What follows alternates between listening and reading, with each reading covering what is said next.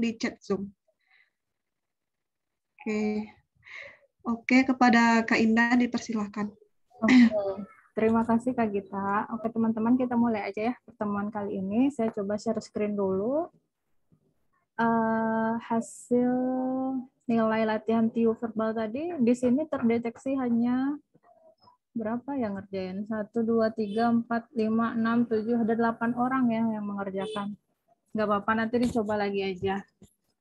Nah, ini kan ada nilai paling rendah 55, maksimum yang dapat 150. Nggak apa-apa, nanti kita bahas ini ya.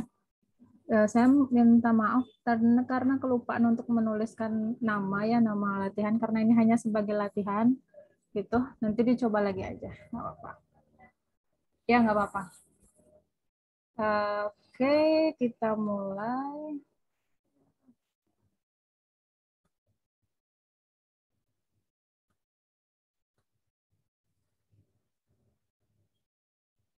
Nah,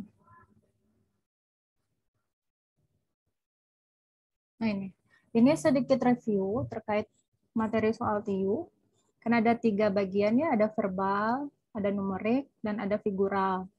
Nah, bagian verbal sendiri ada analogi, itu kan mengukur kemampuan konsep dua hubungan. Silogisme atau penarikan kesimpulan, lalu analitis gitu ya.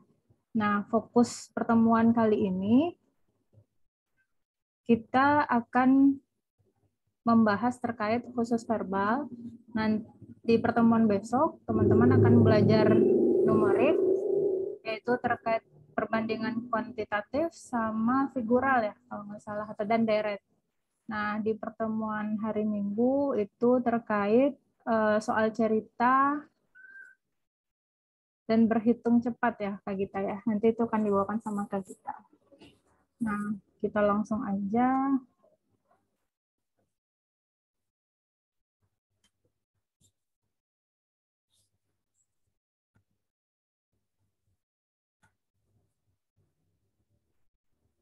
Oke, nanti kalau ada pertanyaan bisa langsung di chat ya, atau di raise hand juga boleh.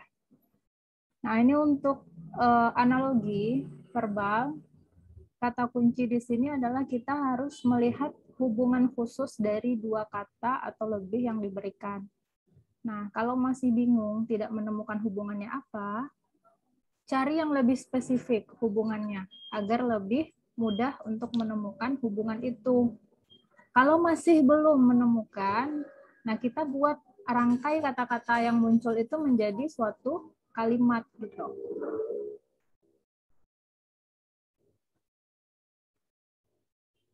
Nah, contoh di sini ada terang, matahari, panas gitu ya. Kira-kira ini jawabannya apa? Ada yang bisa tahu?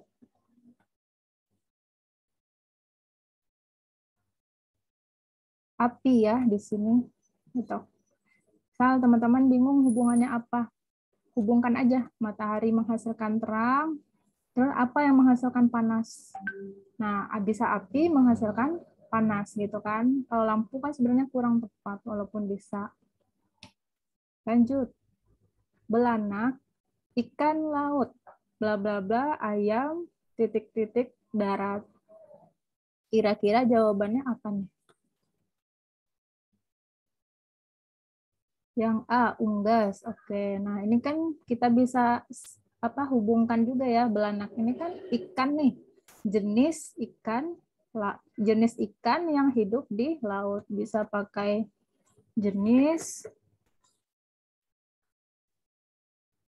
gitu kan, ini tempat habitatnya.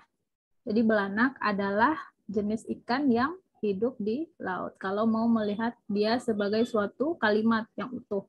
Nah, ayam. Kita hubungkan dengan kata itu, ayam adalah jenis bla bla bla yang hidup di darat. Nah, kemungkinannya apa tuh? Kampung nggak mungkin gitu kan, ovipar, protein Kak juga. Indah, maaf Kak Indah. Ya bisa dijadikan co-host kita. Ya, mau ada yang admit belum masuk, Kak. Ya, kasih Kak. Sama-sama.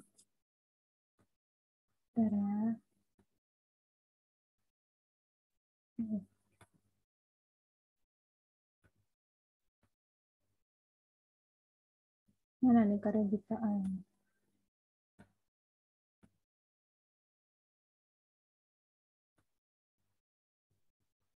Oke, lanjut ya. Berarti di sini kan kita bingungnya antara unggas atau hewan gitu kan. Nah, hewan ini kan masih lebih umum, jadi cari yang lebih spesifik, yaitu unggas. Jadi kita bisa buat ayam adalah jenis unggas yang hidup di darat, gitu ya. Nah, ini adalah sedikit materi terkait analogi. Sebenarnya semakin banyak teman-teman mempelajari latihan terkait hubungan analogi, itu akan semakin terbiasa. Nah, kita next ya. Nggak ada pertanyaan kan? Nah, selanjutnya, silogisme. Silogisme ini kan penarikan kesimpulan nih di suatu di bagian tiu verbal ya. Ini pasti akan keluar. Bisa dikatakan 99% pasti akan keluar penarikan kesimpulan. Tapi kita nggak tahu model soalnya seperti apa. Nah, jadi dalam silogisme ini ada kata, biasanya kan kita menemukan suatu pernyataan-pernyataan, lalu kita tarik kesimpulan kan. Ada kata semua dan sementara. Nah, biasanya harus tahu semua ini maknanya setiap, sementara ini maknanya sebagian, atau beberapa, atau ada, atau mungkin juga semua, gitu ya. Nah, artinya di sini minimal satu, tapi lihat dulu konteksnya ya. Nah, misalkan kita punya contoh, semua karyawan harus hadir dalam rapat rutin. Sementara office boy adalah karyawan. Nah, menurut teman-teman ini kesimpulannya apa nih? Untuk bagian ini, coba ditulis di kolom chat. Ada yang bisa jawab nggak? A, office boy harus hadir dalam rapat rutin. Nah, sama satu lagi, misalkan di dalam jawaban itu kayak nomor A ini ya, kan kita punya semua dan sementara. Tetapi office boy ini kan tidak didahului oleh kata semua atau sementara. Jadi maksud di A ini, kalau dia tidak didahului, ini artinya semua office boy harus hadir dalam rapat rutin. Nah, cara penyimpulannya gimana? Satu, biasanya kalau ada semua dan sementara, fokus kesimpulan kita di bagian sementara atau yang sebagian ini. Tapi cek dulu ya logis atau tidaknya. Maksud logis atau tidaknya itu apakah pernyataan-pernyataan ini sesuai dengan pernyataan yang diberikan oleh soal. Nah, misal yang bagian A gitu ya. A kan ini dia bilang kalau kita punya semua karyawan, ini seluruh karyawan ya. Saya gambarkan dengan bulat biar ini gampang untuk mengambil kesimpulan. Ini seluruh karyawan harus hadir. Di sini harus hadir rapat gitu ya. Nah, sementara office boy adalah karyawan. Berarti kan si office boy ini dia bilang karyawan atau sementara maknanya apa di sini? Tidak semua atau minimal gitu kan. Minimal 2 dia menyatakan sementara. Berarti ada di sini dia office boy, tapi nggak seluruhnya. Dia karyawan. Artinya kesimpulan yang paling tepat adalah, nah lihat bagian yang sementara sebagian dulu. Yang B, sementara peserta rapat rutin adalah office boy. Benar ya? Kan ini office boy. Dia masuk dalam kategori yang harus rapat rutin, tapi bukan seluruhnya gitu ya. Jadi otomatis dia ini melanggar jawab yang A. Yang A salah. Yang E, sebagian peserta rapat rutin bukan karyawan. Nah, ini jelas salah karena menentang pernyataan yang A yang menyatakan kalau seluruh karyawan harus hadir dalam rapat rutin. Nah, coba lihat C dan D. Yang C, semua yang hadir bukan office boy. Semua yang hadir bukan office, memang betul semua yang hadir bukan office boy, tapi dia bukan menyimpulkan dari dua ini, gitu ya. Nah, fokusnya kalau ada semua dan sementara, fokus di kesimpulan, fokuskan dulu ke bagian sementara atau bagian sebagian. Gitu ya. ini kurang tepat. Dan yang D, semua yang hadir dalam rapat rutin adalah office boy. Jelas salah. Gitu ya. Jadi jawaban yang paling tepat adalah yang B. KEK betul. Gitu ya.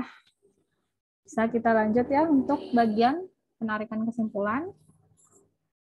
Nah, selanjutnya penarikan kesimpulan yang kedua ada kata-kata jika maka.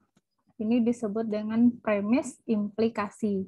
Nah, tabel kebenaran ini saya buat hanya sebagai, ini nggak perlu dihafal. Ini teman-teman nggak perlu hafal sebenarnya. Nah, ada 3 jenis metode penarikan kesimpulan. Gitu. Jadi yang perlu teman-teman ingat, ini aja jenis-jenis penarikan kesimpulan. P ini apa sih? Q ini apa sih? Ini tuh maksudnya pernyataan. Jadi silogisme jika maka ini kan terdiri dari minimal ada 2 premis gitu kan, premis atau pernyataan. Nah, jadi kalau yang pertama bentuknya jika P maka Q, lalu ada premis keduanya yang menyatakan unsur P, maka kesimpulannya Q.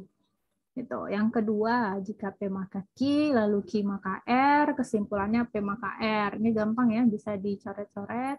Nah, yang ketiga, jika P maka Q, lalu pernyataan keduanya negasi Q, maka kesimpulannya adalah negasi P. Nah, perlu diingat, kalau misalkan saya punya jika P maka Q, lalu ada pernyataan Q, ini kira-kira kesimpulannya apa? Ada yang bisa bantu jawab? P. Kak Karisma bilang P. Nah, ini jawabannya tidak dapat ditarik kesimpulan, bukan P. Tidak ditarik kesimpulan ya. Tidak dapat. Kenapa? Karena unsur jika P maka Q ini hanya keberlakuannya itu hanya satu arah gitu. Misal nih, misal saya bikin jika A berbohong, maka B berbohong. Gitu. Nah, ternyata B berbohong. Nah, belum tentu A ini juga bohong. Gitu. Kenapa? Karena premisnya hanya menyatakan kalau A berbohong, maka B bohong. Belum tentu kalau B bohong, A juga ikut bohong gitu. Jadi kebenaran implikasi jika maka hanya berjalan satu arah untuk penarikan kesimpulan gitu ya. Jadi perlu diingat ini. Gitu. Karena metode penarikan kesimpulan hanya 3 ini. 1, 2, dan 3. Dan ini tidak terdapat dalam 3 jenis penarikan kesimpulannya. Nah, satu lagi, ada yang namanya negasi atau ingkaran atau balikan juga bisa. Gitu. Ini maknanya ini hanya perlu diketahui kalau ada yang menyatakan kalimat negasi dari jika P maka Q adalah maka ini gitu. Jika P dan negasi Q, dan ini juga bisa artinya tetapi gitu ya.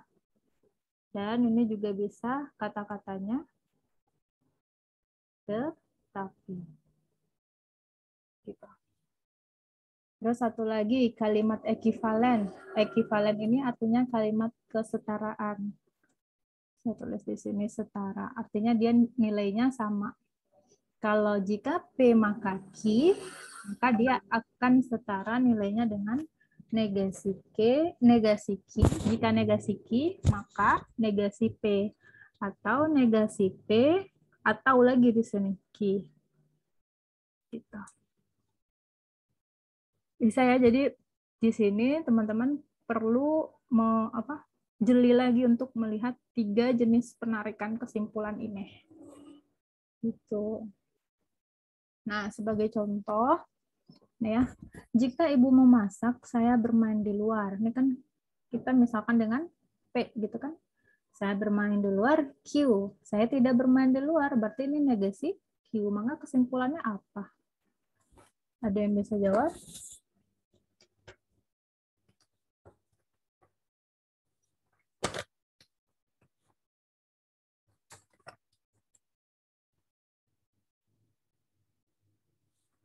Ibu tidak memasak. Ibu tidak memasak berarti negasi P ya. Ibu tidak memasak. Ya, betul ya. Ibu tidak memasak. Ini masuk dalam bentuk penarikan kesimpulan yang tadi ya. Jika P maka Q, lalu kita punya negasi Q, maka kita punya negasi P. Betul. Lanjut. Ini singkatnya. Nah, kita balik.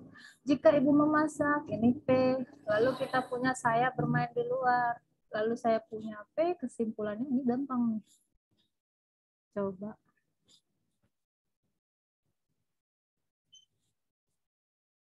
Jawabannya yang nomor 2. Ada yang bisa bantu jawab? Saya main di luar. Oke, betul ya jawabannya Q. Karena ini udah jelas di sini. Jika P, maka Q. Dia nanya P, artinya pasti ini. Lanjut. Jika ibu memasak, P, saya bermain di luar Q, lalu ini ibu tidak memasak, negasi P. Artinya kesimpulannya, ada yang bisa bantu?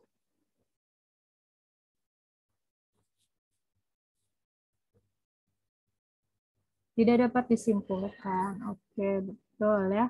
Nah, kalau bingung, ini kan sama aja. Ini kan dia tidak termasuk dalam 3 kategori penarikan kesimpulan ya. Atau kalau mau diekivalenkan, ini kan sama aja negasi Q, maka negasi P.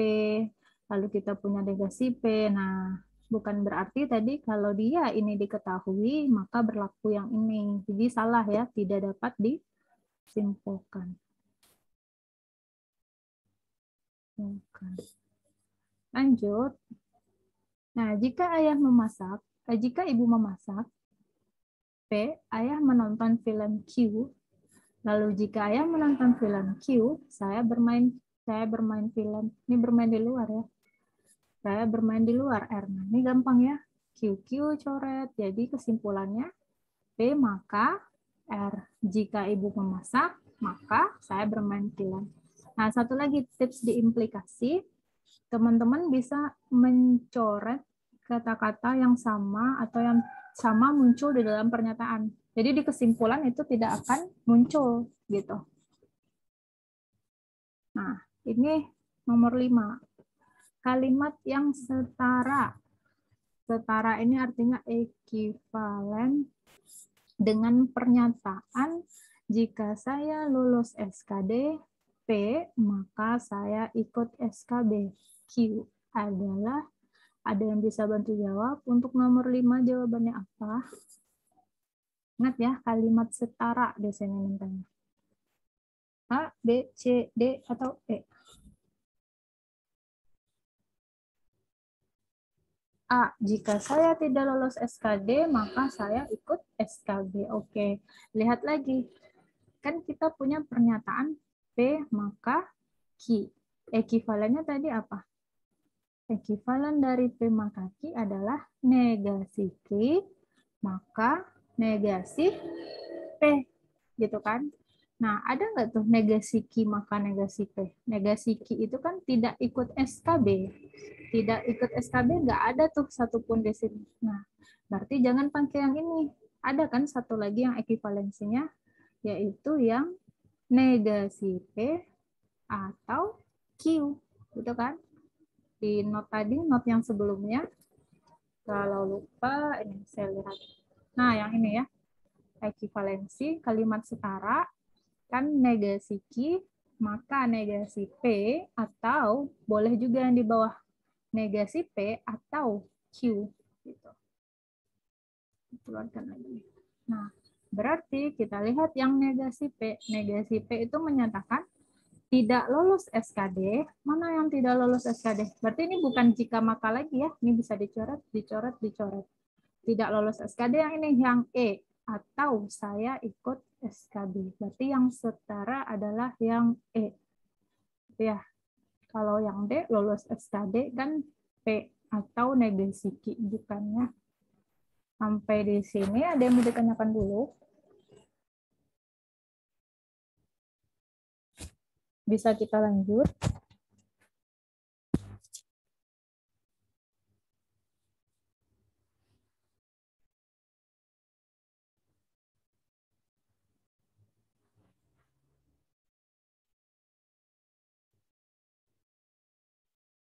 Lanjut ya. Ya, lanjut. Lanjut. Nah, satu lagi yang terkait verbal adalah analitis ya.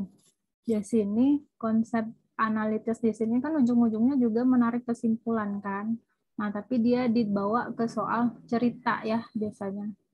Nah, kita pakai konsep hubungan di sini atau konsep urutan lah, urutan dalam bilangan ya. Urutan ini kalau ada kayak inilah soalnya. Yang mana yang lebih tinggi, yang lebih lulus, yang lebih rajin, pokoknya ada yang menyatakan urutan gitu. Nah, di bawahnya ke konsep bilangan. Konsep bilangan itu yang kayak gimana? Yang kayak jika kalau saya punya A besar B, lalu juga punya B besar C, berarti ini kan bisa disimpulkan apa? A besar B besar C. Atau juga sama dengan A besar C, gitu ya. Nah, konsep ini yang kita pakai di dalam soal yang berupa urutan, gitu ya. Nah, contoh nih yang nomor ini. Dalam sebuah pabrik, proses pembuatan komputer adalah sebagai berikut. Tahap K, bla bla, tahap K, bla bla. Nah, oke. Kan kita juga memperhatikan waktu. Jadi tuh sebelum mengerjakan ini, teman-teman tuh harus fokus dulu nih ke soalnya. Jadi yang difokuskan ke soal dulu, baru penuhi yang ini. Nah, di soal kan dia bilang, jika pada minggu kedua, pekerja tidak boleh mengerjakan tahap I, dan wajib mengerjakan tahap L. Nah, lihat dia bilang di sini wajib L. Maka mana kesimpulan yang paling tepat, gitu kan? Nah, lihat yang L. Nih, K hanya dapat dilakukan bila tahap L dikerjakan. Berarti yang ada hubungannya dengan ini. Kan di sini dia mintanya yang L. Tuh. Jadi di luar itu kita kesampingkan dulu. Jadi kira-kira jawabannya apa nih? A, B, C, D, atau E? D, pekerja juga mengerjakan tahap K. Betul ya. D jawabannya. Gampang ya berarti di sini. Jadi nggak perlu ini dibaca-baca seluruhnya dulu. Langsung fokus ke pertanyaan saja. Nah, lanjut. Bila pekerja tidak mengerjakan tahap I, maka lihat yang ada hubungannya dengan I. Kira-kira jawabannya apa tuh? B. Pekerja tidak mengerjakan tahap H. Ya, betul. Kalau A, pekerja tidak mengerjakan tahap G, ini terlalu panjang ya. Kita hanya fokus ke tahap I. Jadi jawaban yang paling tepat adalah yang B. Gitu ya. Kira-kira seperti itu untuk logika analitis. Nah, lengkapnya kita coba bahas soal-soal yang udah teman-teman kerjakan tadi. Saya coba stop ini dulu.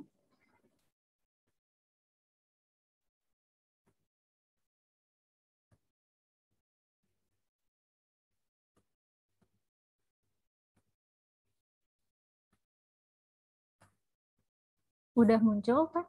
Muncul kan ya? Nah, ini soal-soal yang udah teman-teman kerjakan. Di bawahnya saya lebihkan soal, tergantung waktu kita nanti. Bisa membahasnya atau enggak. Yang nomor 1, nah tadi konsep hubungan. Tadi jawabannya yang mengisi apa? Gampang ya ini. Ini kata kuncinya mata uang di sini ya. Hanya memang perlu jeli dan harus pengetahuan di sini. Dolar adalah mata uang Taiwan. Austria kan sebenarnya juga dolar, tapi dolarnya kan lebih rinci adalah dolar yang skilling. Jadi jawabannya adalah yang D. Ya. Nomor 2, kleptofobia, bla bla bla, fobia mencuri. Setara dengan, nah ini kira-kira, ini kan konsepnya definisi ya. Jadi kan kleptofobia ini sama aja dengan fobia mencuri atau definisinya. Jadi mana nih yang paling tepat? Yang paling tepat adalah yang A. Blus definisinya juga sebagian busana. Kalau yang B, pakaian kan lebih luas ini. Kan lebih luas, jadi belum merinci ke maksud dari pernyataan soal. Jadi hubungannya belum terlalu jelas. Yang C apalagi? Yang D, nah ini juga lagi THT kan konsepnya lebih luas. Ini kan menyatakan kesamaan ya atau definisi. Gitu. Kita lanjut ya. Nomor 3. Panggung dan aktor. Ini gampang ya, ini tempat. Aktor. Jawabannya apa nih? Yang menjawab. Panggung adalah tempatnya para aktor beraksi, misal gitu ya. C, oke betul. Lagi ini jelas salah ya, ini kan tempat-tempat. Sawah padi juga bukan. Nah, yang nomor 4, nah bisa jadi bentuknya kayak gini, langsung disandingkan, atau bisa jadi dua seperti ini ya, yang dilihat ujung-ujungnya.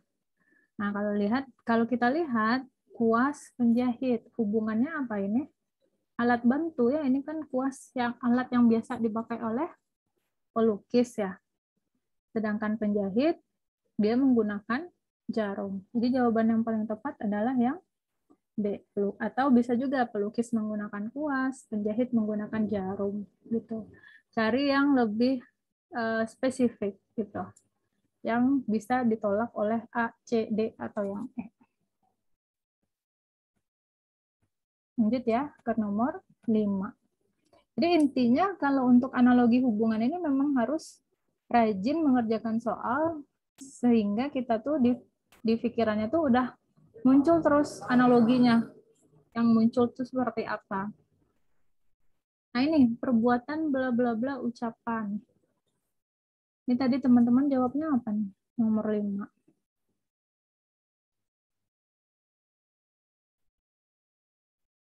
Pada jawab apa tuh? Oke, ada juga yang jawab sumpah perwujudan. Ya, coba kita lihat. Oke, nah di sini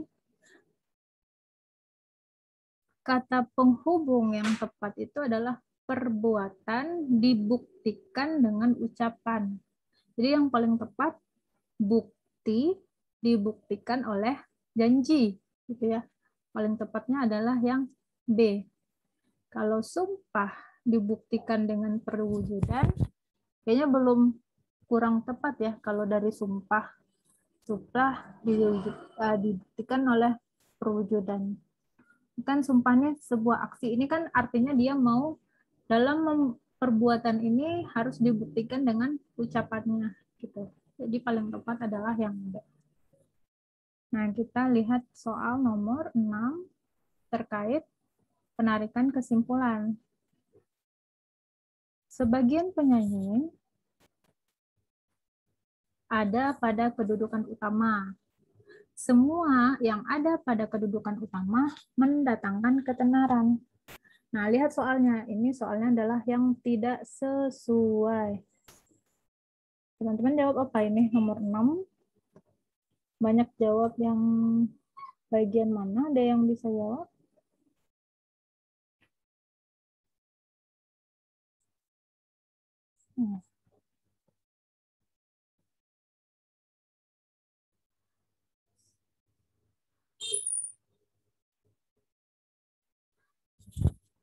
Kita coba ya. Ada semua, ada sebagian. Jawab A. Oke. Nah, semua, ini kan semua nih, kalau bingung, ini semua yang ada pada kedudukan utama dan dia mendatangkan nama yang benar. Sebagian penyanyi, hanya sebagian aja ini, misalkan seluruh penyanyi nih. Nah, di sini sebagian penyanyi misal. Penyanyi. Nah, kira-kira mana yang kurang tepat? Kita lihat yang A. Semua penyanyi yang tenar tidak ada pada kedudukan utama. Ini jelas salah ya. Karena ada sebagian penyanyi yang di kedudukan utama dan kedudukan utama itu mendatangkan ketenaran nama. Jadi jelas jawaban yang salah adalah yang A. Kalau masih kurang percaya, ya coba aja yang di sini. Sebagian penyanyi mempunyai nama yang tenar, betul karena dia ada di sebagian kedudukan utama. Dan C, tidak semua penyanyi ada pada kedudukan utama. Ini juga betul ya, karena kan dia sebagian bilangnya. Tidak semua penyanyi namanya tenar, juga betul. Semua penyanyi yang tidak tenar tidak ada pada kedudukan utama. Betul, ini sama aja dia bilang sebagian yang tidak tenar atau sebagian penyanyi, berarti kan ada yang tidak tenar. Berarti dia tidak masuk dalam kedudukan utama. Saya nomor 6A. Kalau saya kecepatan jelasnya menjelaskan di chat aja ya teman-teman ya, bilang aja. Nah, nomor 7, setiap yang dapat bernafas meninggalkan dunia. Nah, misalnya kita buat A gitu ya. Kita bulatkan ini sebagai keseluruhan yang bisa bernafas. Oke. Nah, ini seluruh yang dapat bernafas ya. Nah, terus sebagian yang dapat bernafas itu, sebagiannya, kan ini ada sebagian di sini gitu. Dia memiliki kemampuan berpikir dan ini manusia. Jadi bukan sebagian manusia ya di sini maksudnya. Sebagian dari ini dia adalah manusia gitu. Nah, mana yang paling tepat? Oh, ada yang jawab A. Sebagian manusia memiliki kemampuan. Nah, kalau sebagian manusia, ini artinya ada manusia lain yang tidak memiliki kemampuan berpikir dan tidak meninggal dunia dong maksudnya. Jadi bukan A jawabnya ya. Jadi perhatikan lagi pernyataan di sini dia bilang sebagian yang bernafas itu punya kemampuan berpikir. Nah, itu disebut manusia.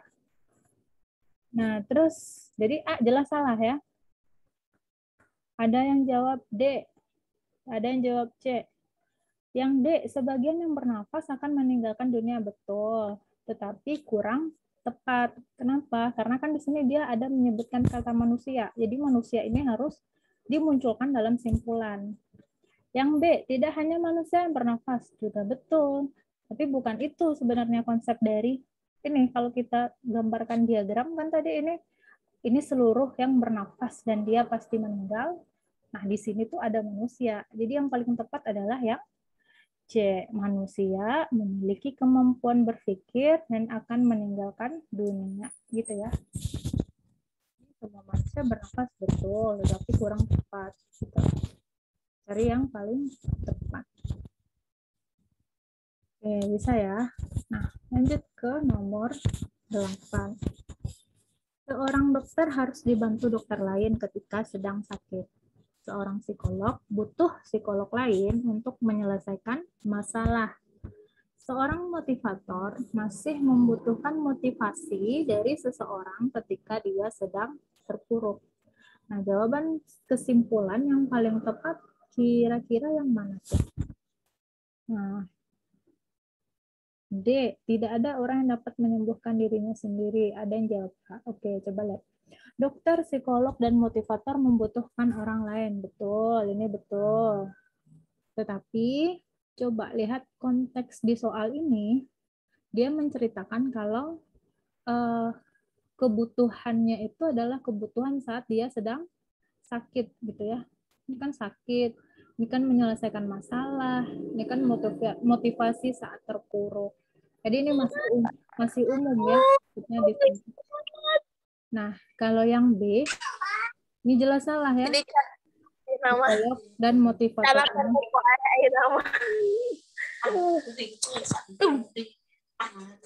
Aku joget di rumah. Apa ya itu? Sudah. Nah, terus kalau yang cuman menampilkan sepenggal kayak dokter, psikolog, motivator itu jelas salah ya. Karena kalau kesimpulan kan menyeluruh. Yang E, seseorang masih membutuhkan orang lain ketika dia hidup. Ya betul, tetapi kan ini kayak di luar konteks ya. Nah, yang lebih tepat adalah yang D, tidak ada yang dapat menyembuhkan dirinya sendiri. Nah, jawaban A ini akan lebih betul ketika dia menghilangkan kata membutuhkan ini nih. Saya dokter, psikolog, dan motivator, kira-kira apa tuh? Tidak dapat menyembuhkan dirinya sendiri, gitu ya. Jadi yang tepat adalah yang D. Gitu.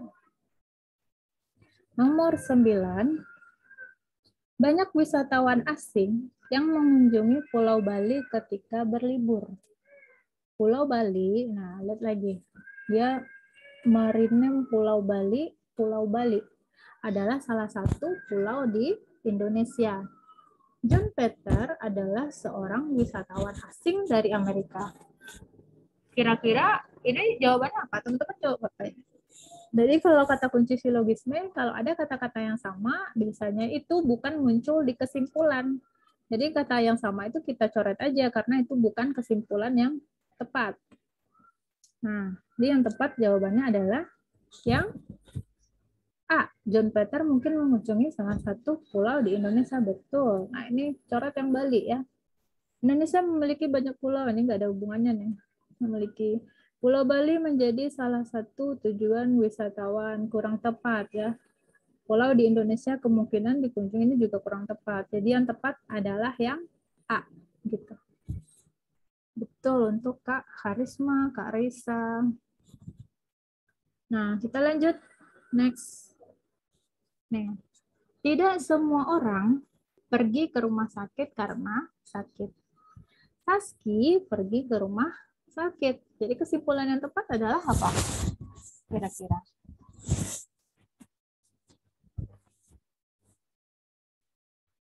Hari ini Saski belum tentu sakit. Ya, di sini banyak yang itu ya, banyak yang keliru nih. Ada juga yang jawab A, tadi saya lihat. Hari ini Saski sakit. Nah, ingat kata kuncinya di sini, tidak semua yang pergi karena sakit. Walaupun ada orang yang pergi ke rumah sakit, ya artinya simpulannya belum tentu dia sakit gitu. Jadi jawabannya yang E ya.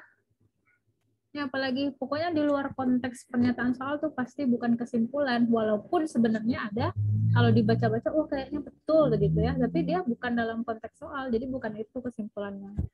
Itu hanya mempengaruhi kadang. Nah, lanjut nomor 11. Nah, kita gambarkan lagi misal semua pekerja adalah pegawai lepas. Ini pekerja nih. Dia pegawai lepas. Ini seluruhnya ya. Semua penghuni barak, nah ini si penghuni barak nih misal. Penghuni barak adalah pekerja. Ini adalah ini gitu. Nah, kesimpulan yang paling tepat adalah yang E. Maka jawab E ya. Yang tepat adalah ini kan semua ya. Kalau dia semua, kesimpulannya juga pasti semua. Kalau yang kesimpulan sebagian itu biasanya ada semua dan sebagian. Nah, ingat ini semua. Jadi sebenarnya ini tinggal kita coret-coret aja ini maksudnya. Jadi semua penghuni barak adalah pegawai lepas. Nah, hati-hati di yang B. Kenapa bukan B? Karena kalau yang B dia bilang semua pegawai lepas adalah penghuni barak. Nah, ingat lagi tadi kayak pernyataan jika A maka B. Kalau jika A maka B, kan ini berlaku, maka B berlaku. Bukan berarti jika B berlaku, A juga turut gitu. Jadi kalau dilihat dari ini penghuni barak, dia pekerja adalah pegawai lepas. Dari penghuni barak, maka dia pegawai lepas. Bukan dari seluruh pegawai lepas adalah penghuni barak. Gitu. Jadi hati-hati untuk menjawab antara B atau C. Oke ya. Ada pertanyaan? Bisa kita lanjut?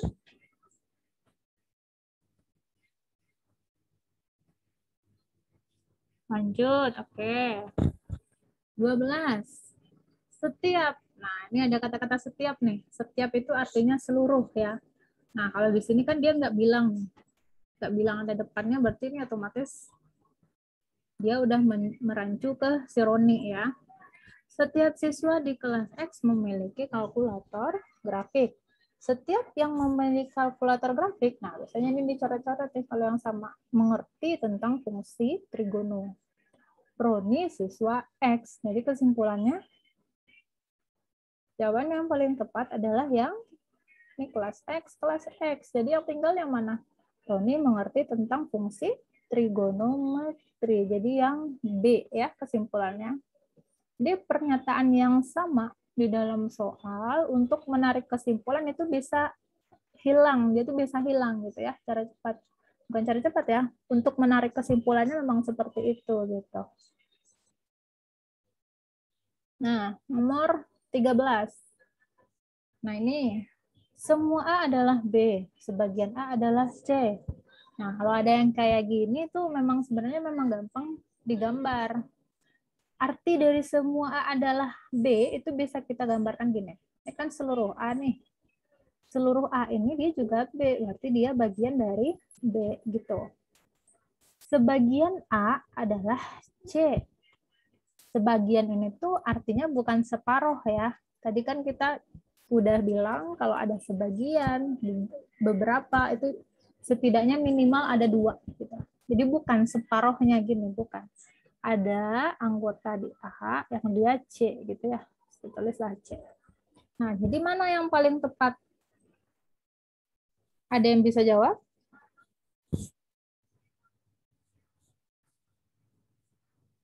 Sebagian yang C bukan di A. Nah, ini yang salahnya.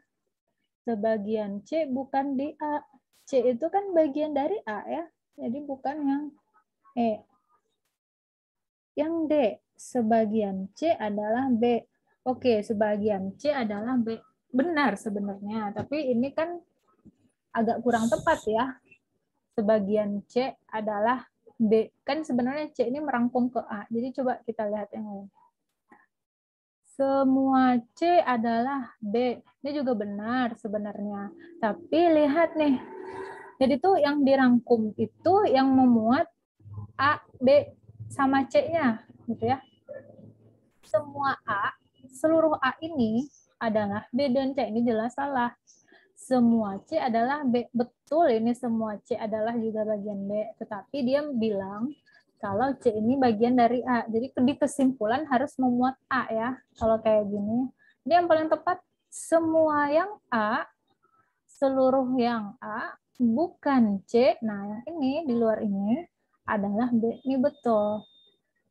Ya. Kalau yang D tadi mana? Sebagian C. Sebagian C adalah B. Sebagian lagi ya, diparoh lagi dia kalau kayak gitu. Tapi kalau saya tulis sebagian C berarti diparoh lagi dia di sini. Nah, ya kan kalau kesimpulan memuat ya, yang memuat seluruh. Jadi jangan keluar konteks gitu. Jadi yang tepat adalah yang A. Kalau yang B, semua A adalah B dan C.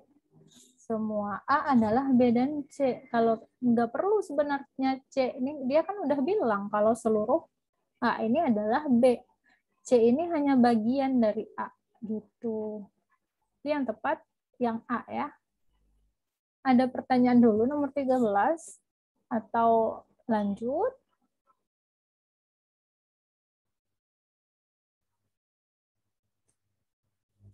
Enggak ya? Lanjut. Lanjut. Jika jalan macet, nah ini gampang nih, maka pasar ramai. Kan tinggal kita bikin logo ya, logo. Misalkan PQ. Jika penjual menganggur ini kan R nih, maka pasar tidak ramai. Negasi Q. Jadi paling tepat jawabannya yang mana? Nah, ingat kalau agak bingung di sini ini kan bisa kita ekivalensikan. Ekivalen dari jika P maka Q kan kita punya tadi negasi Q maka negasi P. Nah, ini kita mau bawa kayak gini. Kalau mau menarik kesimpulan dengan cara opsi 2. Negasi ketemu negasi, hilang negasinya. Ya, jadi di sini Q, maka R. Atasnya kita punya P, maka Q. Kan tinggal coret ya. Jawabannya P, maka R. Lihat tuh P, maka R yang mana. P, jalan macet, maka ini tuh. Jika maaf, ini lupa negasi ya. Kan negasi Q, maka negasi P. Negasi dari negasi Q, Q. Maka negasi R. Jadi jawabannya P, maka negasi R. P, jalan macet, maka penjual tidak mengganggu. Jawaban yang tepat adalah yang B. Ada yang jawab B? Yang C, pasar tidak ramai. Yang tepat adalah yang B ya. Ini nggak bisa dibantah nih, karena udah pakai kayak gini kita. Jadi teman-teman paling di sini paling bukan menghafal ya, memahami ekivalensi. Biar langsung kita ubah ke bentuk jika P maka Q. Ya. Nah, nomor 15. Sama, jika berkunjung ke Jogja adalah P, gitu. Ini kita simbolkan dengan P, harus datang ke keraton. Tuh. Kalau dia datang ke keraton, maka menggunakan belangkon. Ini saya yakin jawabannya pasti banyak yang betul nih di sini. Ternyata Ani tidak menggunakan belangkon, negasi R di sini. Sudah jelas pasti jawabannya adalah dia tidak berkunjung ke Jogja. Andi ya ini. Andi. D ya. Bisa ya nomor 15. Lanjut, ada pertanyaan?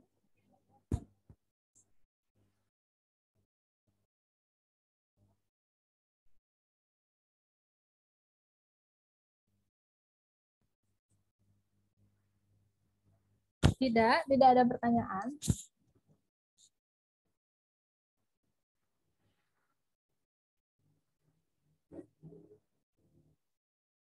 Oke, lanjut.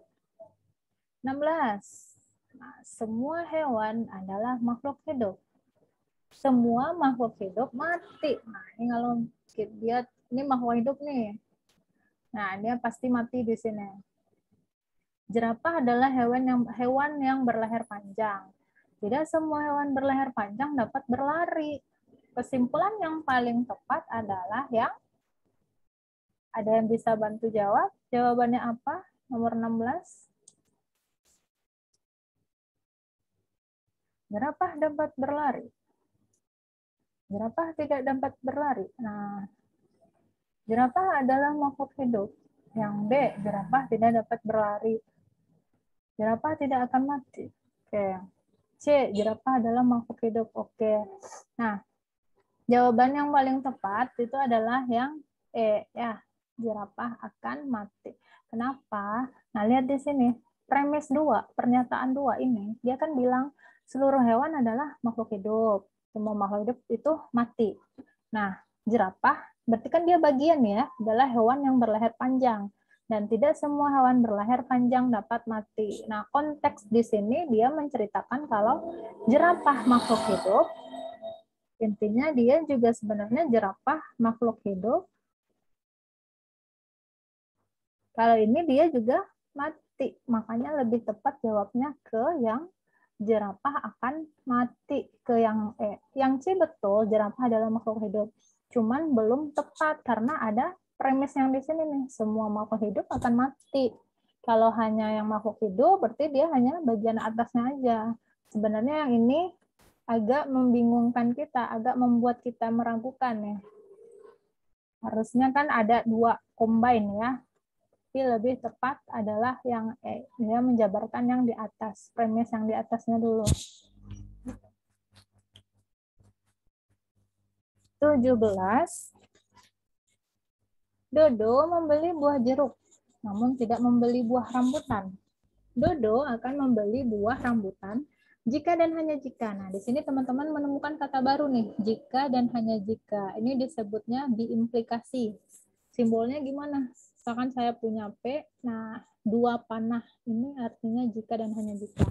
Nah, kalau ini baru berlaku benar yang kayak tadi ya. Maksudnya apa? Kan kalau implikasi, jika P maka Q, kalau ini benar, maka ini juga ikut. Tapi kalau ini ikut, belum tentu ini ikut. Gitu ya, jika Q ikut, maka belum tentu. Tapi kalau 2 arah Q kayak gini, dia berlaku bolak-balik. Maksudnya, P bohong, Q bohong. Lalu Q bohong, pasti P juga bohong. Karena dia bolak-balik ya, jika dan hanya jika. Berbeda dengan pernyataan sebelumnya yang hanya jika, maka. Gitu. Jadi perbedaannya di situ. Nah, lihat kata terakhir. Dodi hanya membeli buah pepaya. Nah, di sini kan dia bilang Dodi akan beli rambutan jika dan hanya jika Dodi beli semangka. Ternyata Dodi hanya beli pepaya. Artinya pernyataan kalimat 2 ini tidak berlaku. Baliklah dia yang ke atas. Dodo membeli buah jeruk. Jawaban yang tepat yang C. Betul untuk Kak Karisma. Bisa ya? Nah, 18. Lingkaran. Nah, ini kita menemukan lingkaran. Lingkaran dari pernyataan jika P maka Q gitu kan. P mendapat nilai 10 kan ini P-nya. Diberi hadiah berupa regresi adalah Q. Artinya negasi dari P maka Q adalah apa ini? Negasinya tadi. Ada yang bisa jawab? Jawabannya apa? C. Ini yang tadi ya. Apa tadi? Negasi jika P maka Q adalah P dan negasi Q. Tuh ya. Nah, kita lihat. Atau juga bisa negasi P maka negasi Q ya. Nah, tergantung konteks kita lihat. Ada nggak tuh negasi P maka negasi Q? Yang A. Jika Nina mendapat nilai 90. Nah, di sini nih yang kurang tepatnya. Kenapa? P kita kan mendapat nilai 100 ya. Negasi dari mendapat nilai 100 itu kan bisa di atas 100 atau di bawah 100 kan. Jadi ini sebenarnya kurang tepat. Yang ada angka-angka kayak gini nih, kurang tepat gitu. Jadi kita udah bisa rumus kedua ini nih. Yang B, jika Nina rekreasi ke pantai, maka ia mendapat ini artinya Q maka P ya, bukan. Sebenarnya ini udah dapat ya, P dan negasi Q. P-nya itu apa? Nina dapat nilai 100, tetapi ia tidak rekreasi ke pantai. Yang tepat adalah yang C ya.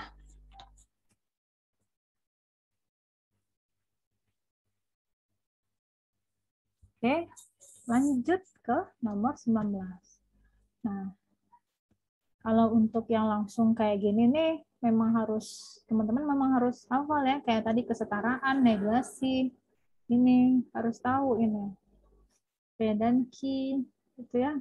Atau ekivalen tadi, ini juga biasanya, nah ini, atau ini kan negasi P atau Q, ini harus diingat. Ke 19. Nah ini bisa ya. Ya, ini betul semua nih. Semua menu makan malam diletakkan di meja makan. Sayur sop ternyata ada di dapur. Artinya sayur sop bukan bukan menu makan malam. Ini yang ya. Jelas ya yang ini. Ini kan seluruh menu makan malam ada di meja makan. Berarti di luar. Yang nggak ada di meja makan berarti bukan menu makan malam. Gitu aja sebenarnya. Nah, 20. Semua pemilik kendaraan bermotor, nah ini gampang juga nih, harus punya surat izin mengemudi. Faiz punya motor. Faiz punya motor artinya Faiz harus punya surat izin mengemudi ya. Mana tuh yang C? Ya bisa ya ini, karena kan seluruhnya pemilik kendaraan bermotor harus ada SIM. Faiz punya motor artinya Faiz harus punya SIM. Nah, 21. Kalau ada kayak gini juga bisa harus kita gambar nih. Ada yang bisa jawab nggak nomor 21? Ada yang bisa bantu jawabannya apa?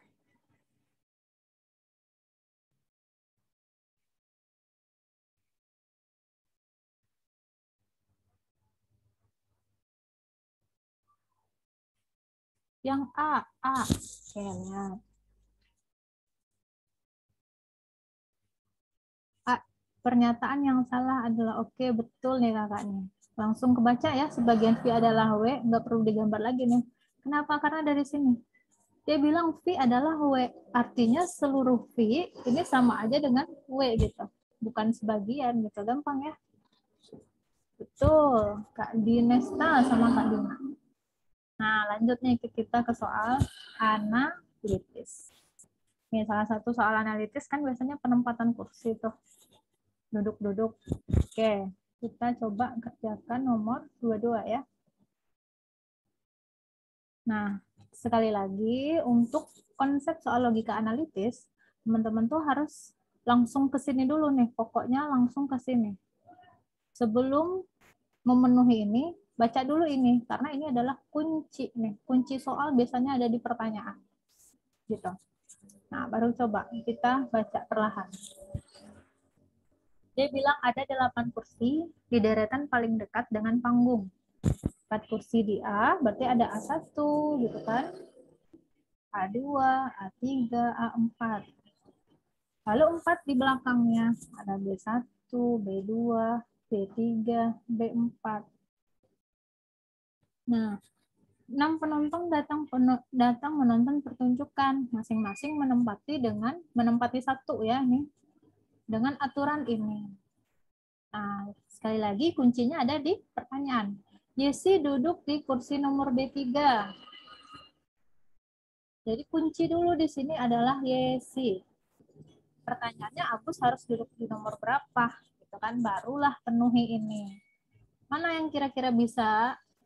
Nah, yang berhubungan dengan Yesi dulu. Yesi tidak mungkin duduk di sebelah Agus. Berarti Yesi bukan di sini, bukan di B2 atau di B4 ya. Nih yang pasti dulu. Ini kan belum pasti nih, bisa posisinya di mana aja. A2 selalu kosong. Nah, ini kosong. Kita lingkar dulu kosong. Hanif di A4. Nah, berarti ini ada sih. Ya. Terus, nah, yang A, Eri duduk persis di depan Anwar. Jadi ini bisa diisi di bagian kiri ini ya. Eri, berarti di sini adalah si Eri. Apa nih deh?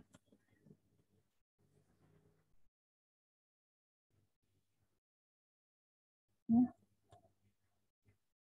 Berarti di sini Eri, atau di B1 adalah si Anwar.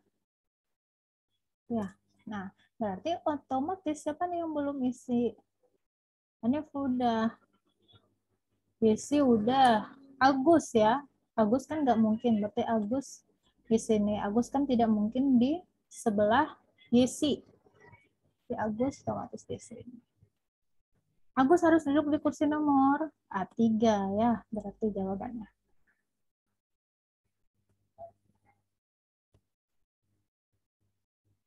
A. Dan jawab A. Oh, ini yang tadi ya. Lanjut. Nah, yang ini ya. 23. Jika dinyatakan Choni dan Eri duduk di kursi nomor A1 dan A3. Nah, lihat dulu. Sebelumnya itu beda ya berarti. Nah, berarti harus bikin lagi nih kalau kayak gini.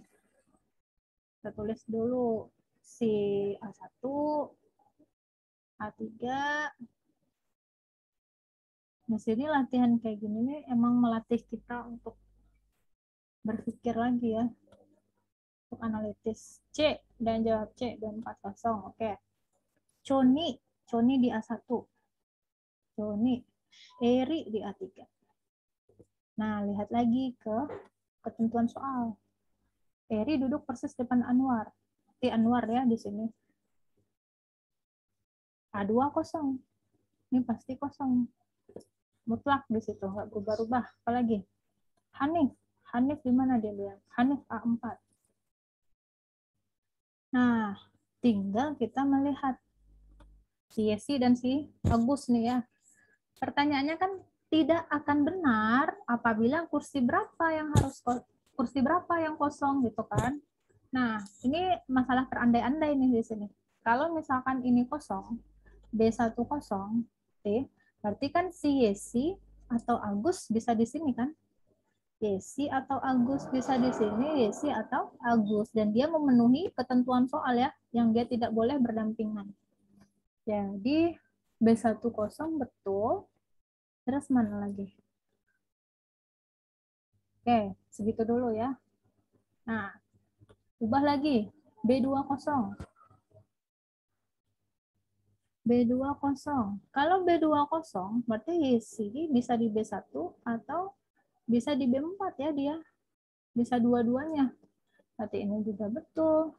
Ini juga betul. B2 kosong juga betul. Jawaban yang paling tepat adalah yang C. B4 tidak boleh kosong. Kenapa? Ya kalau ini kosong, Yesi dan Agus kan duduknya berdampingan gitu ya. Lanjut ke 24. Siapa penonton yang dipastikan akan duduk? Kata kuncinya di deretan yang sama. Maksudnya kayak gimana pun perubahan aturan duduk, dia selalu di deretan A atau selalu di deretan B.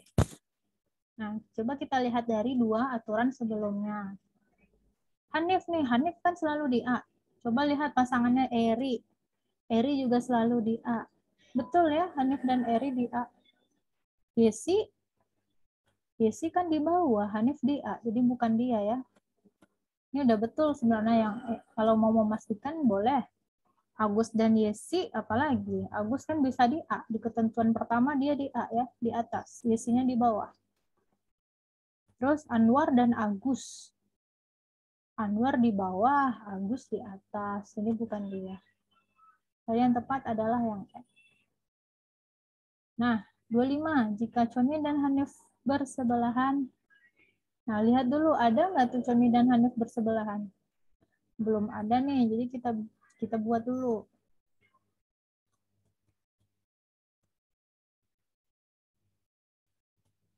B. Isi duduk di B3. A1, A2, A3, A4, B1.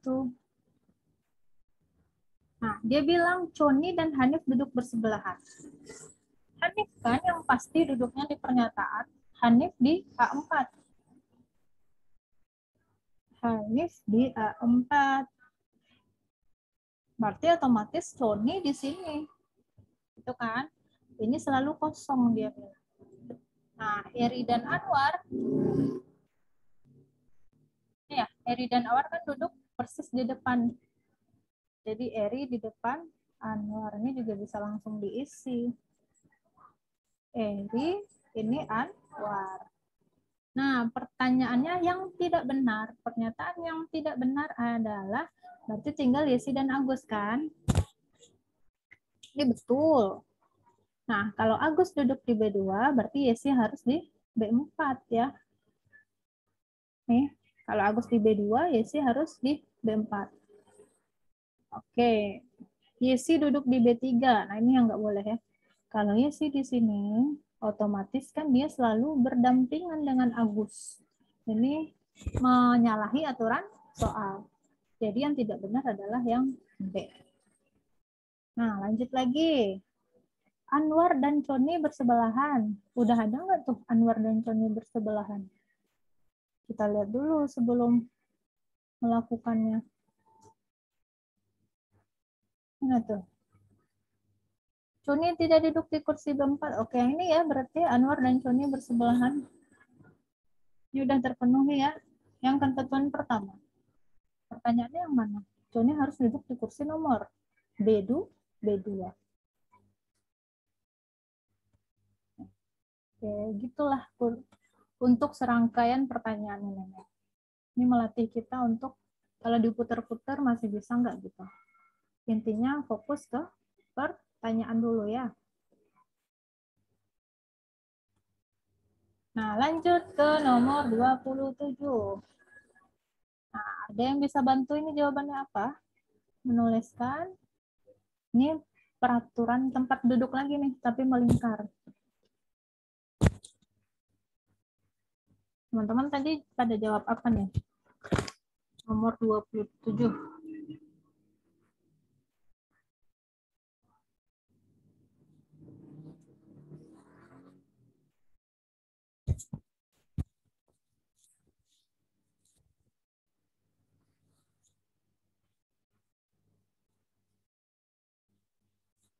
Bisa nggak nih nomor 27?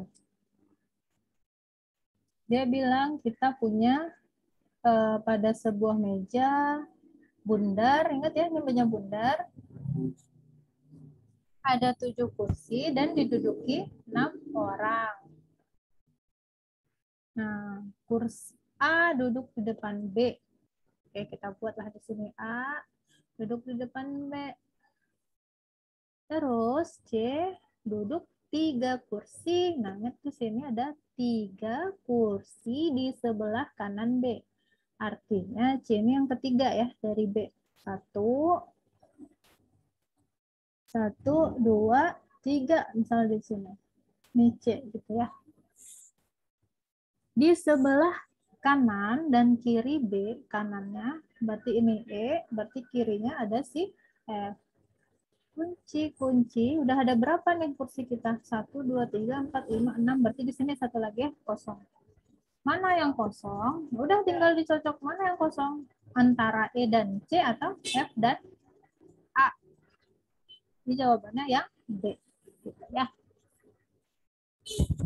Akan gampang, terasa ini akan gampang kalau memang kita gambar atau kita urut-urutkan. 28. Nah, ini kita pakai konsep urutan ya, urutan himpunan tadi. Yang kayak gimana tadi? Kalau kita punya A besar B, B besar C, maka kesimpulannya A besar C atau A besar B besar C ya.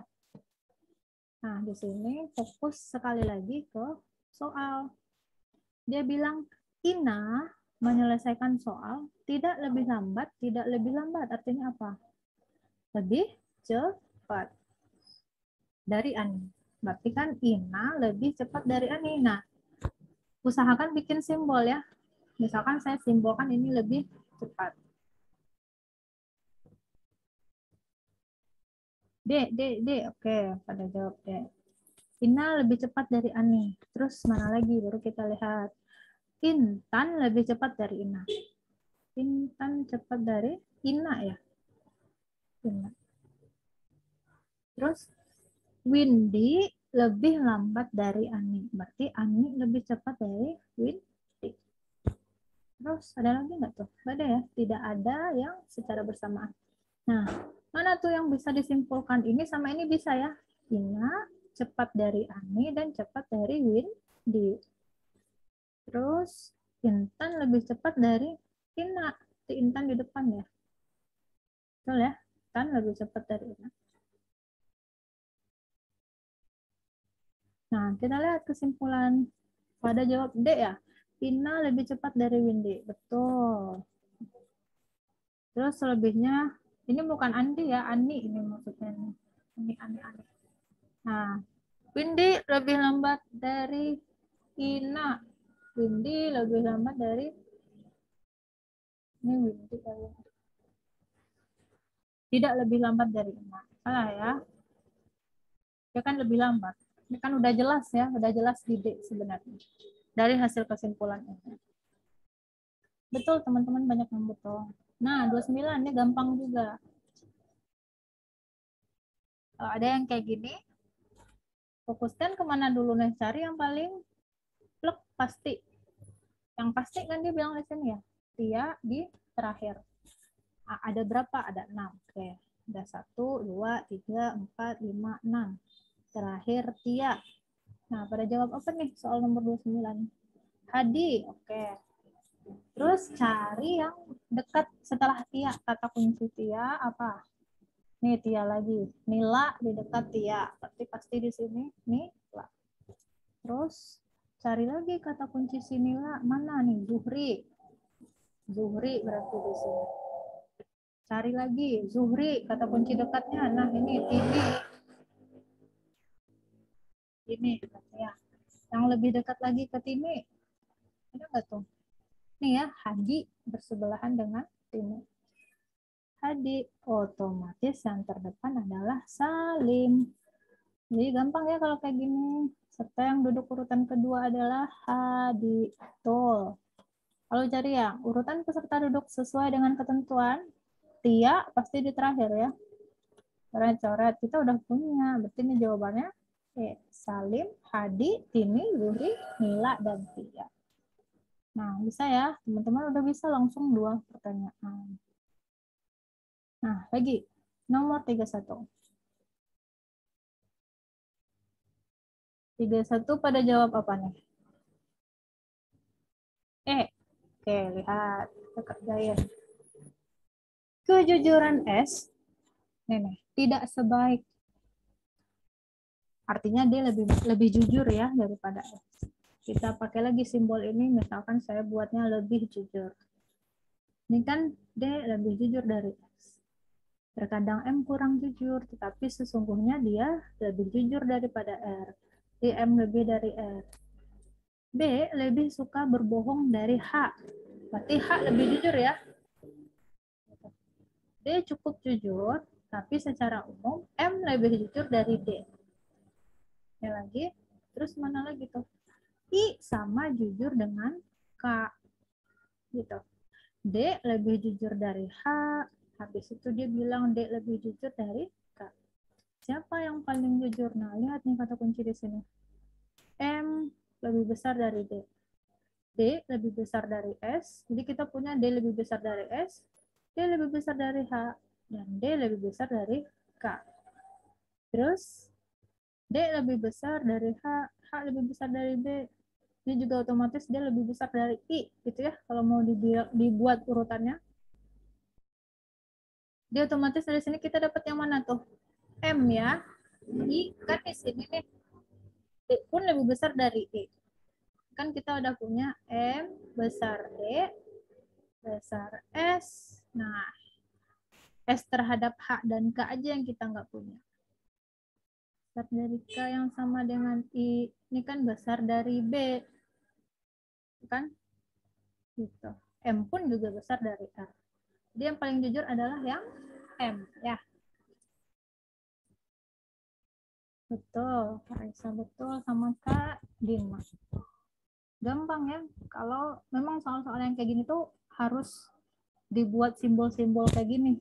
Biar nggak terlalu berlibat di pikirannya. Karena ada kata-kata yang kayak gini, tidak sebaik, kurang jujur, kayak tadi, tidak lebih lambat, padahal sebenarnya dia lebih cepat. Gitu. Nah, soalnya ini. Nah, soalnya itu calon yang memperoleh suara terbanyak. Oke, berarti ini harus kita urai. Lihat, A, B, C, dan E, 5 pekerja yang mencalonkan diri menjadi ketua serikat. Ada 3 program yang diajukan. Mana tuh programnya? Oh, yang ini ya. Keterampilan kerja, olahraga, peningkatan. Oke, berarti kita buat di sini kode untuk programnya gitu ya. Berarti kan yang terlibat ada 5 orang. Nah, barulah diisi di sini. 60 pekerja memilih program peningkatan keterampilan kerja. Keterampilan kerja diisi oleh siapa? Ini ya, A, B, dan C. A, B, dan C. Ada 60. Nah, apakah 60 diisi keseluruhannya? Kata kuncinya ada di sini nih. Jumlah suara terbagi sama besar pada calon-calon yang memiliki program sama. Artinya di sini diisi oleh 20 orang, 20 orang, dan 20 orang. Terus lihat, 45 pekerja memilih program olahraga. Olahraga diisi oleh B, C, dan D.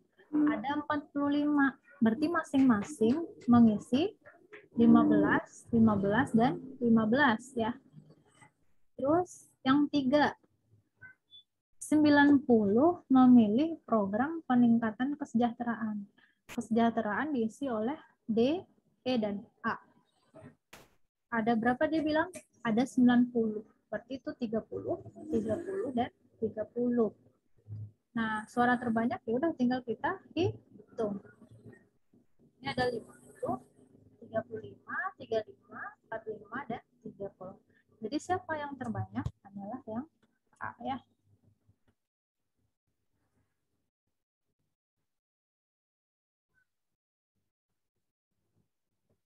Masih ada yang belum ada ya?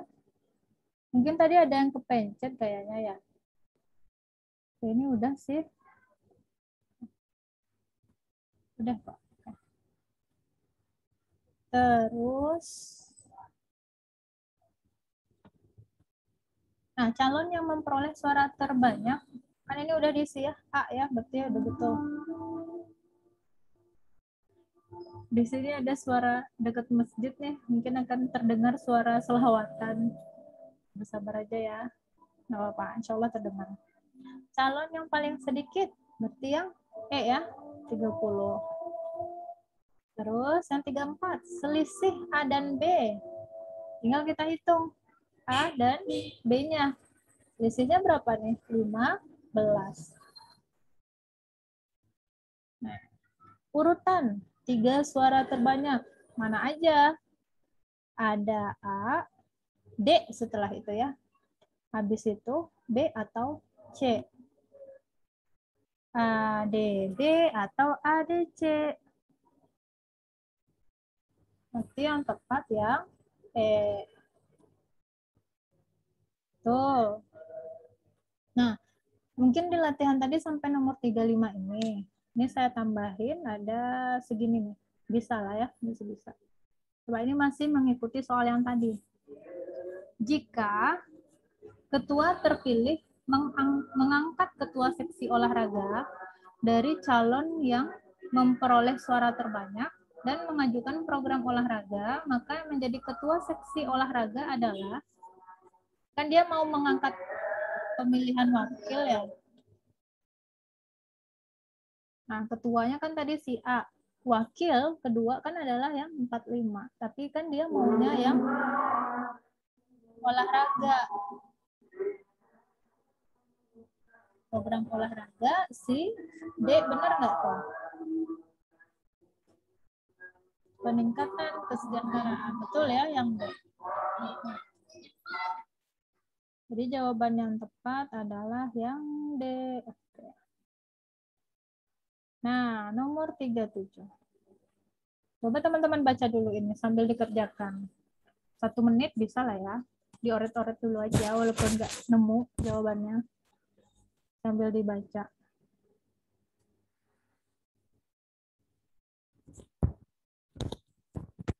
Kalau kita langsung fokus ke soal, dia kan bilang usia ketiga ya. Ada Adi, ada Betty, ada Yunus. Dia bilang diketahuinya dia sebaya nih.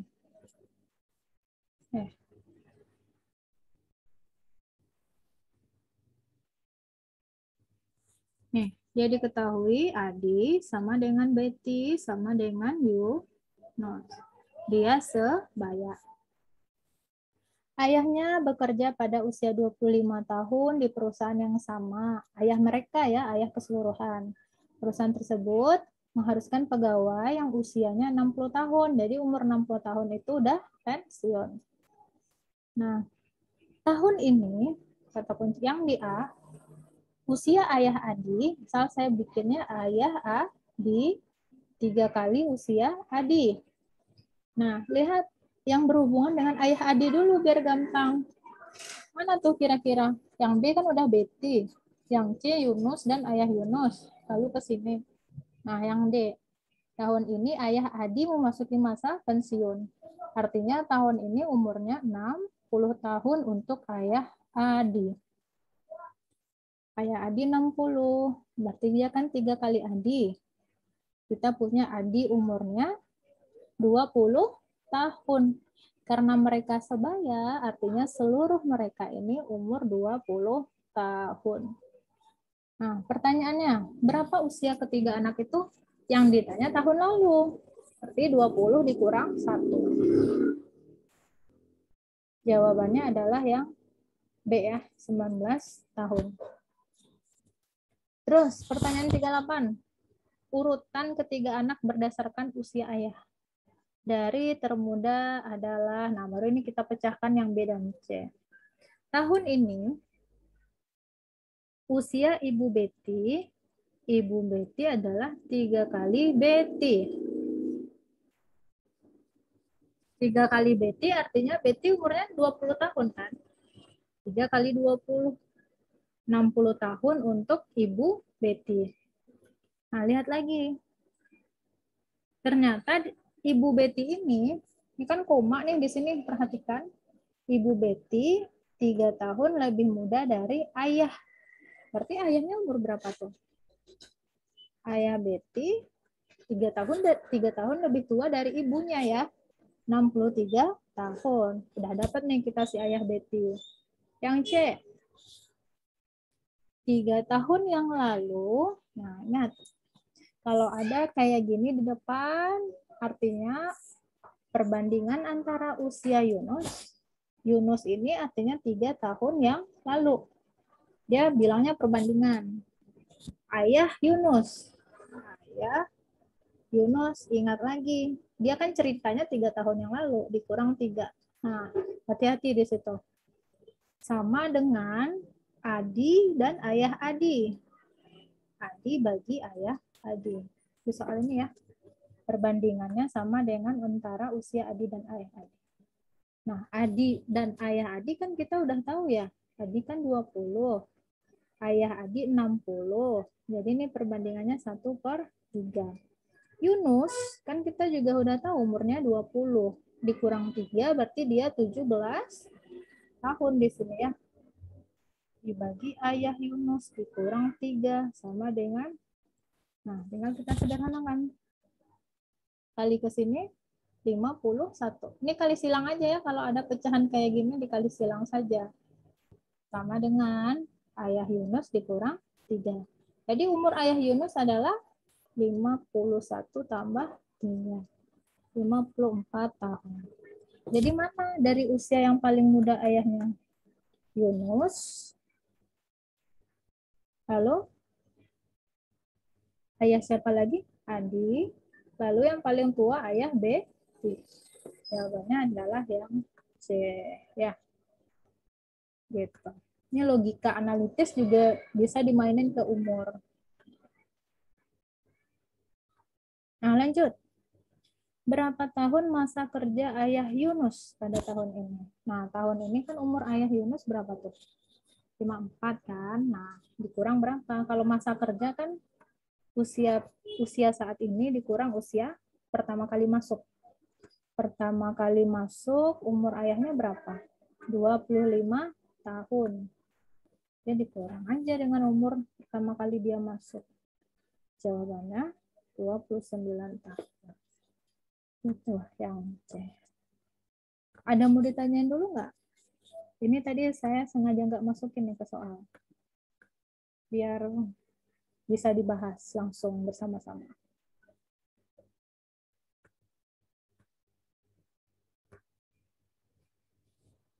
Lanjut atau ada yang kurang paham atau Kak coba diulang lagi Kak nomor segini gitu. Masih kurang nangkap maksudnya.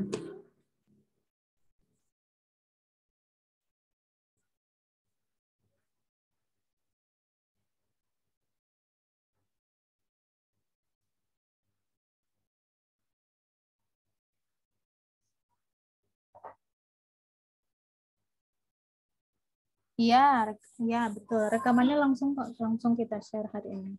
Ini langsung habis ini kita convert nanti langsung di share. Jadi bisa diulang lagi. Gak ada ya, nggak ada yang mau jelas ya pertanyaan tadi. Pertanyaan apa sih soal-soalnya? Ada yang raise hand Kak Indah. Siapa tuh? Coba langsung aja. Siapa? Ayo. Kak, Kak permisi boleh lihat soal nomor 37? 37. Yang ini? Ya. Nah, itu Kak, saya mau tanya cara memahami atau membuat sistematika apa dalam bentuk konteks matematika yang poin C-nya itu loh Kak, 3 tahun yang lalu perbandingan antara usia Yunus dan usia ayah Yunus sama dengan perbandingan antara usia Adi dan ayah Adi. Ini bikin konsep matematikanya itu cara yang termudah gimana ya Kak? Bisa Y min 3 per ayah Yunus min 3 itu gimana? Oke. Nah, ini kan dia bilang, iya sama-sama. Oke. Ini kan ibaratnya itu dia bilang, kita mau melihat perbandingan antara usia Yunus, kan sebenarnya dia bilang, nih kalau perbandingan itu dibagi ya, perbandingan itu per gitu. Yunus dan usia gitu kan. Jadi sini ayah Yunus. Nah, ingat nih, kalau kata kunci di depannya ini nih, 3 tahun yang lalu. 3 tahun yang lalu, perbandingan antara usia Yunus dan usia ayah Yunus. Artinya, yang dibandingkan usia Yunus dan ayahnya itu usia dia 3 tahun yang lalu gitu. Jadi kan Yunus ini, kalau yang sudah lewat kan dikurang ya. Yunus dikurang 3 tahun yang lalu, berarti dibandingkan dengan ayah Yunus yang dikurangkan 3 tahun yang lalu gitu. Terus di sini sama dengan artinya itu sama perbandingan lagi. Kalau perbandingan itu kan per gitu. Tinggal antara siapa dengan siapa. Atasnya siapa duluan? Adi duluan. Jadi di sini Adi dan ayah Adi. Berarti di bawahnya adalah ayah Adi. Gitu. Menjawab nggak maksudnya? Tadi dengan siapa ya? Tadi nggak Kak? Ya, Eka, Kak. Ya Eka. Menjawab nggak Kak Eka? Bisa. Kak, kalau misalnya nih, kan misalnya di PIU itu ada apa namanya, misalnya nih usia Yunus, plus itu berarti kalau misalnya angkanya bukan minus, tapi plus berarti usia misalnya 3 tahun yang akan datang ya Kak ya? Atau gimana Kak? Kalau misalnya lambangnya positif, misalnya nih Kak. Iya. Kalau masih bingung Kak. Kalau kategorinya gitu ya, oke. Nah, ya betul.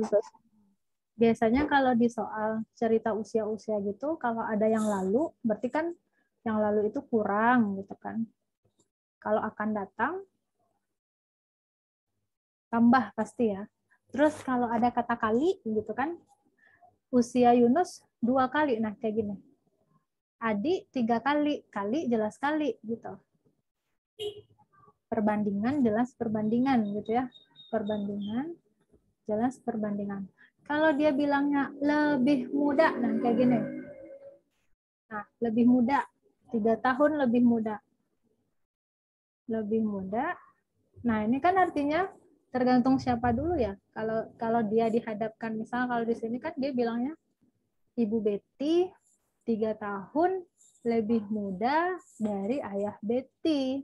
Berarti kan Ibu Betty itu kalau saya tulis IB gitu ya, Ibu Betty sama dengan 3 tahun lebih muda dari ayah. Atau bisa juga dibilang Ibu Betty dikurang 3 gitu kan, lebih muda gitu, sama dengan ayah Betty. Atau Ibu Betty ini kan sama dengan ayah Betty ditambah 3. Jadi ini sama aja maknanya. Dia kan bilangnya ayah Betty lebih tua 3 tahun kan maksudnya. Kalau ada kata lebih, tergantung nih lebih muda atau lebih tua. Lebih tua berarti tambah, lebih muda dikurang kalau terkonteks di kiri sebelah ibunya. Tapi kalau dibawa ke ayahnya, berarti kan dia ayah lebih tua 3 tahun. Gitu. Gitu Kak Eka. Menjawab? Oke Kak. Jawab Kak? Iya. Iya Kak, bisa olah. Oke. Terima kasih Kak. Sama-sama. Oke ya. Nah, pertanyaan terakhir, soal terakhir. Iya, nggak apa-apa Kak Freddy. Tadi sempat kelewatan beberapa soal. Ikan kakap merah bergizi dan indah penampilannya. Mungkin ada kriteria ya, yang ditanya apa sih? Menarik dan bergizi. Nah, ini kita kelompokkan kayak gini. Menarik, bergizi. Menarik ini lebih ke penampilan kan, kalau konteks soal. Nah, lihat. Ikan kakap merah bergizi dan indah penampilan. Berarti ikan kakap ya di sini. Ikan kakap. Jadi dia juga menarik, ikan kakap. Terus tuna enak tetapi membosankan. Jadi dia di luar konteks ini ya. Udang walaupun kecil-kecil tetapi mempunyai nilai gizi lebih tinggi daripada ikan kakap. Ini udang di sini ya. Sementara bandeng gizinya lebih baik dari ikan tuna. Bandeng sama ikan tuna. Tapi kan dia nggak bisa dibandingin sama ini ya. Bukan paling lagi ya. Tetapi biasanya tidak segar. Jadi yang menarik dan bergizi, kira-kira jawabannya yang paling tepat adalah yang bisa kita coret pasti di soal yang mana tuh? Tuna ya. Tuna kan pasti salah. Bandeng apalagi. Karena dia tidak segar. Sebenarnya dari soalnya udah baca nih. Jawabannya di B. Ikan kakap merah dan udang. Ya betul Kak Harisma. Itu ya cukup dulu kali ya untuk yang verbal ini. Mungkin dikembaliin ke Kak Gita. Oh ya, terima kasih Kak Indah. Sama. Oke teman-teman, jika tidak ada pertanyaan lagi untuk pelajaran materi verbal hari ini, kita cukupkan belajarnya sampai hari ini. Jika ada pertanyaan, boleh ditanyakan langsung di grup WA aja ya. Nanti rekamannya akan di-share oleh Kak Indah melalui Google Drive. Nanti linknya akan ditaruh di grup WA juga. Nah, untuk besok itu pelajarannya bagian numerik, deret, sama figural. Oke. Sekian belajar kita hari ini. Assalamualaikum warahmatullahi wabarakatuh. Waalaikumsalam warahmatullahi wabarakatuh. Terima kasih ya teman-teman. Tetap semangat belajar tiunya. Ya, semangat teman-teman semuanya.